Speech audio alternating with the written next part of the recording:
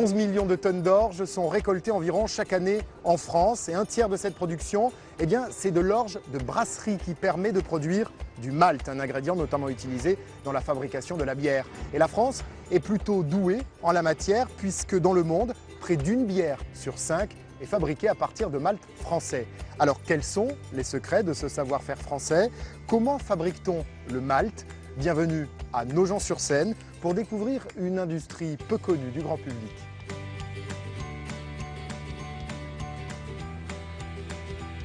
Christophe Passeland, bonjour. François, bonjour. Merci de nous accueillir. Alors vous êtes le directeur général de la plus grande malterie française. Peu de personnes savent, je pense, ce qu'est le malt réellement. Vous pouvez nous l'expliquer?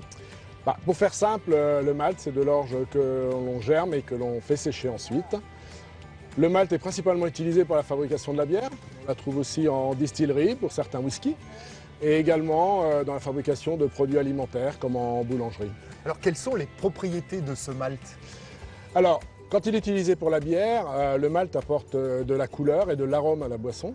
Quand on l'utilise en boulangerie, ça apporte du goût et de la saveur à la pâte. Est-ce que vous pouvez nous amener dans les coulisses de la fabrication du malt? Avec plaisir, je vous invite à venir visiter la malterie. Je vous suis.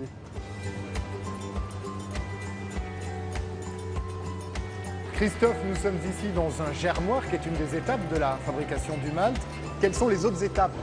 Donc le process du maltage qui consiste à faire germer de l'orge débute par la première phase qu'on appelle la trempe. Et donc durant 2 jours, on humidifie le grain. Puis le grain, quand il commence à germer, il vient dans cette pièce qu'on appelle le germoir durant 4 à 5 jours.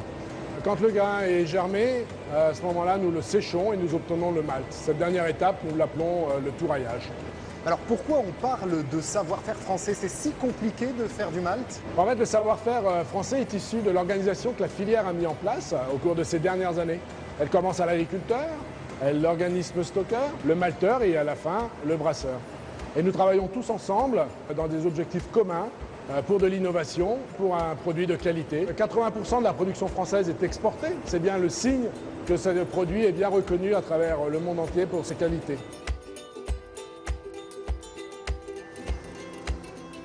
Techniquement, vous travaillez comment avec les producteurs d'orge?